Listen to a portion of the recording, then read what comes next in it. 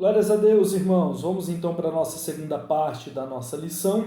Na primeira parte nós vimos a respeito do homem sem a graça de Deus e a partir de agora nós vamos ver o homem com a graça de Deus. Glória a Jesus. Segundo o tópico, vivificados pela graça. Por ato de bondade e misericórdia, estando nós ainda mortos em pecados, Deus imensamente nos amou e por isso nos vivificou por meio de sua graça. Primeiro subtópico, alcançados pela misericórdia e pelo amor divino. Após contrastar a situação da humanidade sob a ira de Deus, Paulo passa a descrever os atos divinos de amor e de misericórdia que alteraram o quadro caótico da humanidade, da raça humana. Começando com uma conjunção adversativa, o apóstolo declara exultante: mas Deus, que é riquíssimo em misericórdia, pelo seu muito amor com que nos amou, o ato de misericórdia implica compaixão e sabedoria para com os indivíduos. A carta aos Efésios ensina que, ao prover à humanidade o meio de escape da sentença ira, Deus não se mostra apenas misericordioso, mas abundante em misericórdia. E essa riquíssima misericórdia procede do seu muito amor com que nos amou. A Bíblia enfatiza que foi a magnitude desse amor que motivou a nossa salvação. Então, aqui no versículo, no primeiro subtópico, nós vamos ver alcançados pela misericórdia e pelo amor de Deus.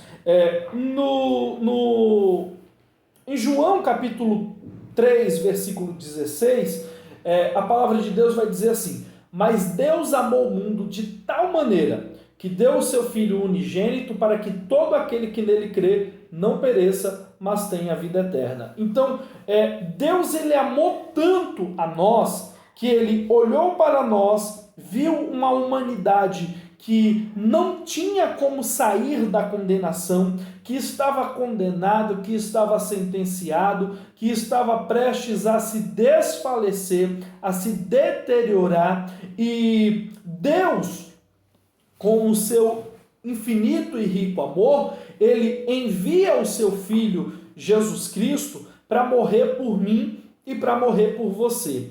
Mais uma vez eu quero trazer a destaque isso, e a gente vai abordar um pouco mais para frente a respeito desse assunto, de que essa graça é algo que provém de Deus, que não é da nossa parte, não é do nosso esforço, não é aquilo que nós fazemos, né? Então, nós fomos alcançados pela misericórdia. Se não fosse Jesus Cristo que tivesse morrido lá na cruz do Calvário, irmãos, nós estávamos perdidos. Se não fosse Jesus Cristo que tivesse dado a sua vida, se entregado por amor de mim, por amor de você, irmãos, nós estávamos perdidos. Eu acho interessante que quando Jesus está orando a Deus, fazendo a sua última oração, ele fala assim para Deus que faça passar dele o cálice, né? No caso, aquilo que estava sobre vir a vida dele, né? Deus, se possível, passa de mim esse cálice. Mas todavia que não seja feita a minha vontade, mas que seja feita a tua vontade. E a vontade de Deus era o quê? Era salvar a mim, salvar você, nos salvar, porque Deus sabia que nós não tínhamos condição nenhuma. Jesus também amando muito, né? Mesmo falando para que Deus viesse passar o cálice, mas ele falou assim, faça a minha vontade, porque eu sei que Lucas, eu sei que essa pessoa que está aí do outro lado não tem condição de chegar até a salvação, mas através desse sacrifício que eu farei, eles vão ter aí a oportunidade né, a oportunidade de ser alcançados por essa graça e a partir do momento que eles forem alcançados por essa graça vai produzir neles coisas maravilhosas. Esse é o amor de Deus, né, o amor divino que nos faz alcançar essa graça maravilhosa, e essa graça maravilhosa, ela nos tira da condenação, né? Recapitulando lá na nossa verdade prática, você viu tantas coisas que essa graça maravilhosa ela faz por nós? Liberta do pecado, perdoa do pecado, nos salva da condenação e ainda recebemos o direito à vida eterna. São tudo coisas que Deus, através da sua graça, Ele nos proporciona. Isso é algo maravilhoso e é grandioso para as nossas vidas. Segundo subtópico, vivificados por sua graça. Descrevendo as dádivas divinas concernente aos salvos, o apóstolo enfatiza que o amor de Deus nos alcançou, estando nós ainda mortos em nossas ofensas. Significa que não éramos merecedores desse amor, mas que, mesmo assim, Deus nos vivificou juntamente com Cristo. Essa frase quer dizer que nascemos de novo, não estamos mais mortos, pois Cristo nos deu vida outra vez. Fomos vivificados sem mérito algum. Tudo foi efetivado por meio da sua graça, o favor imerecido. Então aqui nós temos um ponto interessante, porque nós fomos vivificados por sua graça. Então, se nós estávamos mortos, era preciso que nós fôssemos ressuscitados, vivificados, né? Nós voltássemos à vida. E através do sacrifício de Jesus, nós fomos vivificados. E aí é interessante porque como que nós somos vivificados? Nós somos vivificados a partir do momento que nós aceitamos a Jesus como nosso único e suficiente Salvador. Então, por exemplo, você aceita Jesus. Como que você aceita Jesus? Na verdade, não é que você aceita Ele, é que você crê no sacrifício que Jesus ele fez, e a partir daí dessa crença, né, e não apenas dizer, eu acredito, mas a partir daí começa a se aplicar no querer e na vontade do Senhor. Mas o ponto aqui é o seguinte, quando eu creio na salvação através de Cristo Jesus, eu sou alcançado por essa graça, certo? Quando eu sou alcançado por essa graça, eu não tenho mérito nenhum nesse sacrifício, tá? Jesus, ele fez o sacrifício. Jesus, ele morreu, ele fez tudo. Então, assim, eu sou alcançado, mas mérito por causa desse sacrifício eu não tenho. Isso é importante você entender, né? Porque tem pessoas que acham que tem mérito, né? Onde, na verdade, não tem. Nós não temos mérito nenhum na salvação. Nós apenas cremos. Né? Eu já até expliquei isso aqui anteriormente. Se você acredita na obra da salvação, você não tem mérito nisso. Você simplesmente acreditou e foi alcançado por essa crença, né? De acreditar no sacrifício de Jesus. Mas o mérito de ter feito alguma coisa é todo de Deus, é todo de Jesus. Ele entregou a sua vida por mim e por você, né? Então, nós não éramos merecedores desse amor, mas mesmo assim Deus nos vivificou juntamente com Cristo, que é o que está lá no versículo de número 5, né? Final do versículo de número 5 de Efésios capítulo 2, né? Então, o que acontece? Não, 5 não, peraí, errei. O versículo 2, né? E vos vivificou, estando vós mortos em ofensas e pecados. Então, ele nos vivificou. No 5 também tem, ó. Ele nos vivificou juntamente com Cristo. Então, ele nos vivificou através do sacrifício de Cristo. Antes estávamos mortos e a partir desse momento nós temos aí uma nova vida. Nós temos o direito de levantar dentre os mortos. E olha só que coisa interessante. Primeiro, o nosso estado espiritual é de mortos. Aí Jesus, através do sacrifício, e quando nós cremos nesse sacrifício, nós somos vivificados. Ou seja, nós ressurgimos.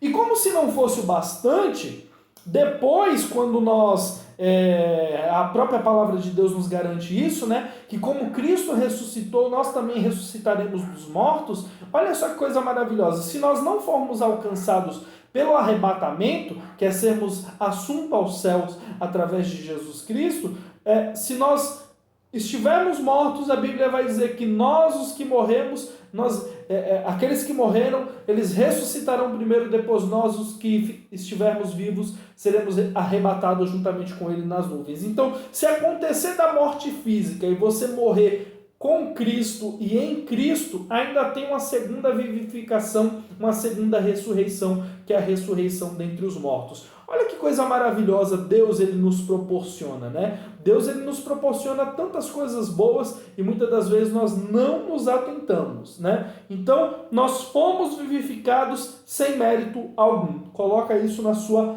mente, porque a maioria das religiões, elas vão dizer para que você venha fazer alguma coisa para que você consiga a salvação, né? Ou pagar uma penitência, ou fazer isso, ou fazer aquilo. Então, eu vou fazer alguma coisa e através dessas coisas que eu vou fazer, eu vou conseguir a salvação. Não é dessa forma. A palavra de Deus ela é muito clara quando ela vai dizer que a graça ela vem de Deus. A graça ela vem de Jesus Cristo através do sacrifício. É como eu disse, a graça é uma pessoa. Essa pessoa se chama Jesus Cristo, tá? Então, Jesus Cristo, ele é a nossa graça. Terceiro subtópico, exaltados por sua graça.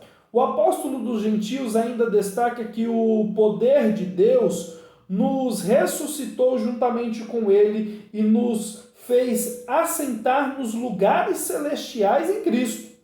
Observe que a palavra juntamente indica que Deus concede ao homem os mesmos benefícios alcançados por Cristo, a ressurreição, a vida eterna e o galardão nos céus.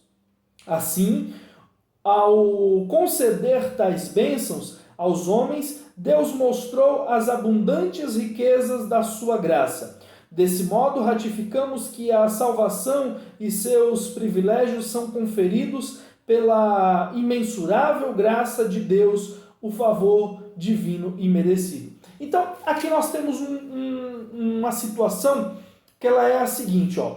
Observe que a palavra juntamente, que está lá no versículo 6, ó, nos ressuscitou juntamente com ele quem? Com Jesus Cristo, e nos fez assentar nos lugares celestiais em Cristo. Olha só, esse juntamente indica que Deus concede ao homem os mesmos benefícios alcançados por Cristo. Então, ressurreição, e aí eu já disse no subtópico anterior, que é uma ressurreição no ato de aceitarmos Jesus, que espiritualmente nós estávamos mortos e agora nós passamos a ter vida. E o segundo ponto, a ressurreição dos mortos, caso nós estivermos mortos no dia do arrebatamento, nós seremos ressurretos, né? Vamos ressurgir, reviver, porque assim como Cristo reviveu, nós também iremos ressurgir. A vida eterna, então, assim como Cristo ele tem a vida eterna, nós também vamos ter a vida eterna. A crença, né, o acreditar na morte de Jesus Cristo e Cristo como nosso remidor, nos dá aí a oportunidade de alcançarmos a vida eterna, tá? Então, isso é algo maravilhoso.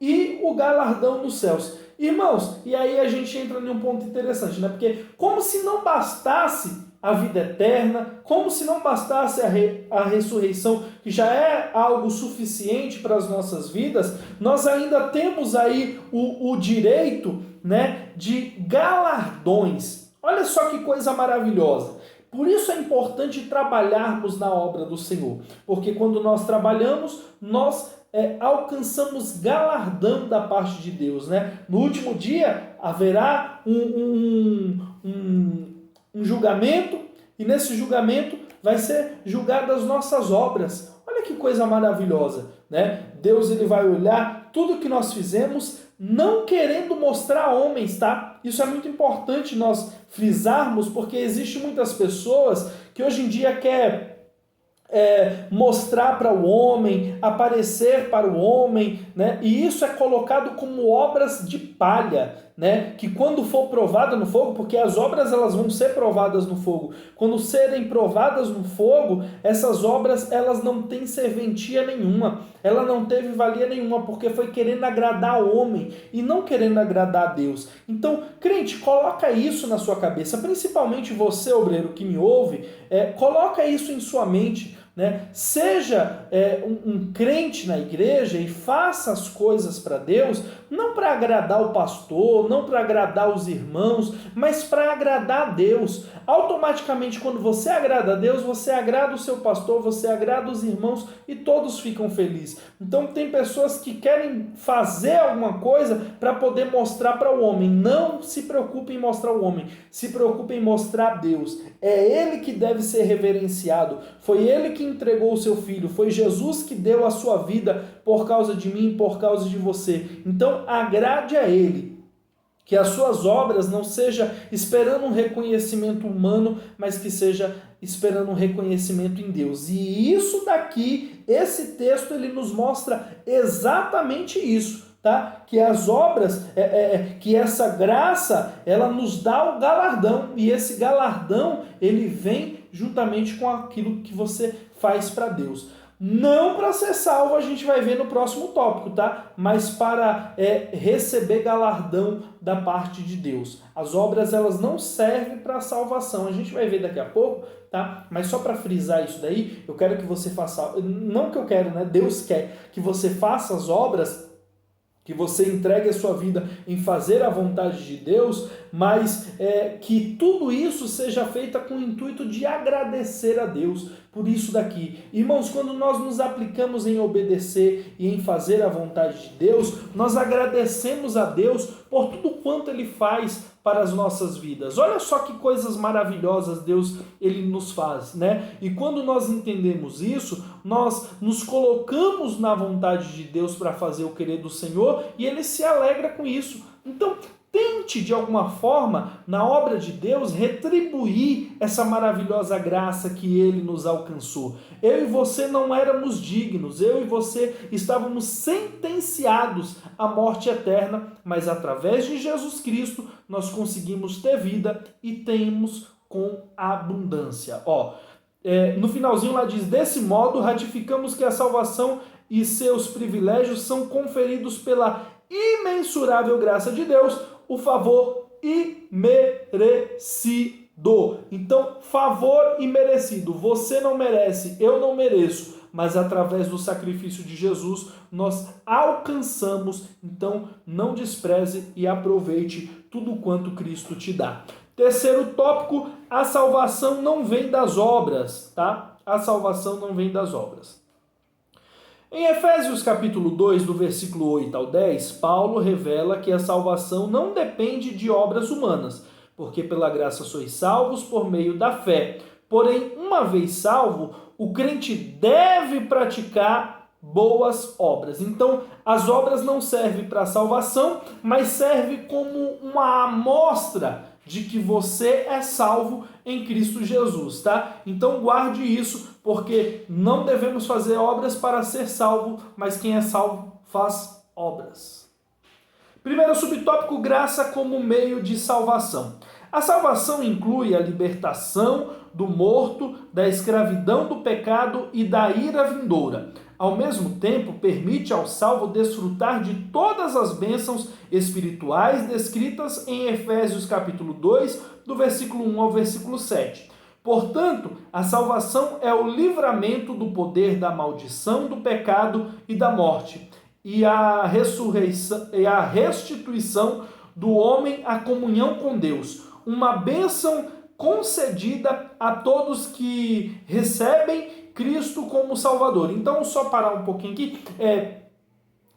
No pecado, nós estávamos separados de Deus, tá? Lá em Isaías, você vai ver dizer que o pecado, ele causa divisão, né? Ele causa separação. Então, antes nós estávamos separados de Deus, e a partir do momento que nós somos alcançados pela graça, nós temos o direito a ter a comunhão com Deus, que é o que está falando aqui no nosso, no começo desse subtópico. Ó, a palavra graça é a tradução do grego charis, que significa favor imerecido. Ela mostra que a iniciativa para tornar possível a salvação veio da parte de Deus. É por meio da graça que Deus ativa o livre-arbítrio e capacita o pecador para que responda com fé o chamamento do Evangelho. Todavia, ainda assim, o ser humano é livre para escolher entre dois caminhos, salvação e perdição. Sua liberdade não foi eliminada e a graça pode ser resistida. A fé deve ser considerada como a aceitação da obra realizada por Cristo em nosso favor. Ela é a resposta à graça de Deus através da qual recebemos a salvação. Então aqui nós entramos em um ponto muito importante, muito interessante, vou até marcar aqui também, né? Porque aqui vai falar que... Só marcar aqui. Aqui vai falar algo importante, que através da graça de Deus, ele nos dá aí a possibilidade de nós acreditarmos ou não nessa graça. Como eu disse lá no começo, nós estamos vendo essa lição dentro de uma perspectiva assembleiana. E dentro da perspectiva assembleiana, nós vamos entender que nós temos o livre-arbítrio de escolher se queremos seguir ao Senhor ou não seguir. Existe uma série de teologias e de ideologias, né? O calvinismo é o principal opositor disso daí e vai falar que nós não temos o livre-arbítrio, mas eu quero dizer para você, principalmente você que me assiste, que é assembleiano, entenda que a igreja que você está é uma igreja que acredita nisso. Não tente implantar costumes que a Assembleia de Deus não acredita. Nós acreditamos nisso porque a palavra de Deus, ela nos deixa muito claro, né? Que o próprio Deus, lá no livro de Deuteronômio, vai falar: escolhei hoje a quem servais. Eu falei isso na lição de número 3, depois você volta lá no vídeo de número 3. Na primeira parte eu falo bastante a respeito desses contrapontos, e no site iadmsp.com.br eu fiz lá, escrevi um artigo chamado Uma Perspectiva Assembleiana sobre o Calvinismo. E lá eu vou falar justamente a respeito desses pontos, né? Eles vão falar da graça irresistível, né? E aí nós vemos dentro desse artigo, você acessa lá e você vai ler. Na descrição do vídeo também a gente colocou o site, você acessa e você veja, né? Eu coloquei algumas referências bíblicas. E em toda a palavra de Deus está dizendo, né? Escolhei a quem servais. O próprio Jesus vai dizer: quem crê e for batizado será salvo, né? Sempre dando-nos a ideia, sempre nos mostrando que está ao nosso alcance querer servir ao Senhor ou não querer, acreditar ou não acreditar. Deus não criou pessoas para ser destruídas, Deus não criou pessoas para ser eliminadas, né? Deus quer que todos se salvem. Depois você lê lá que você vai ver mais a respeito disso. Mas dentro desse quesito que nós estamos vendo aqui nesse subtópico, a graça, ela é o meio da salvação e não as obras. Referente às obras, vamos ver aqui. Segundo subtópico, obras como evidência de salvação. Como evidência e não como salvação. Aqui Paulo usa duas negações para endossar a origem da salvação. A primeira expressão, isso não vem de vós, trata-se da salvação pela graça que provém de Deus. A segunda ratifica a salvação não vem das obras, o que indica não o que indica não se tratar da recompensa de algum ato humano. Essa afirmação exclui a possibilidade de alguém ser salvo por esforço pessoal. Como a salvação é uma realização divina, agora somos feituras suas, criados em Cristo para as boas obras. Uma transformação ocorreu. Agora em Cristo somos uma nova criatura e as coisas velhas já passaram. Por isso, se antes o apóstolo usou a metáfora do andar numa perspectiva negativa, outrora andávamos fazendo obras más. Agora, por meio de uma perspectiva positiva, somos instados a andar fazendo boas obras, não como meio para a salvação, mas como a evidência da salvação. Então aqui nós vemos aqui a ratificação de tudo que nós falamos durante o começo, né? As obras, elas não são para a salvação, elas são para ratificar, ou seja, para confirmar a salvação. Não é porque fulano foi bonzinho que fulano vai ser salvo. Né? Há um tempo atrás aí morreu um apresentador e eu vi muitas pessoas, inclusive crentes, dizendo não, ele está em um lugar melhor, porque ele foi bom com uma série de pessoas. Irmãos, obras não levam à salvação, tá? Obras não levam à salvação. Se não crê no sacrifício de Cristo, pode fazer o que quiser, que não vai ser salvo, tá? Muitas religiões, elas vão enfatizar isso, e onde na verdade não é. E aqui o texto vai ratificar Paulo dizendo que porque pela graça sois salvos. E aí ele vai dar o artifício, por meio da fé. Aí vai dizer, e isso não vem de vós. Isso o quê? Muitas pessoas entendem como a fé, onde na verdade está falando da graça. Porque, e isso não vem de vós, é dom de Deus. Ou seja, o que Deus ele dá? Ele dá a graça. Tá? Ele não está falando a respeito da fé. Nós temos a fé dentro de nós, nós podemos orar para que Deus ele acrescente a nossa fé, tá? Então essa perspectiva de que só temos fé se Deus ele dá, então vai dizer a palavra que sem fé é impossível agradar a Deus. Você acha que Deus ele não quer que todos o agrade? Se a fé só é dada por Deus, né? Então quer dizer que Deus ele vai selecionar pessoas para dar fé, e aí quando ele dá a fé, quem crê por causa dessa fé é salvo, quem não crê é condenado? Então não tem escolha, ele não pode falar isso, né? Então entenda o texto, entenda a conjugação do texto, porque pela graça sois salvos, ponto. Você é salvo por causa da graça.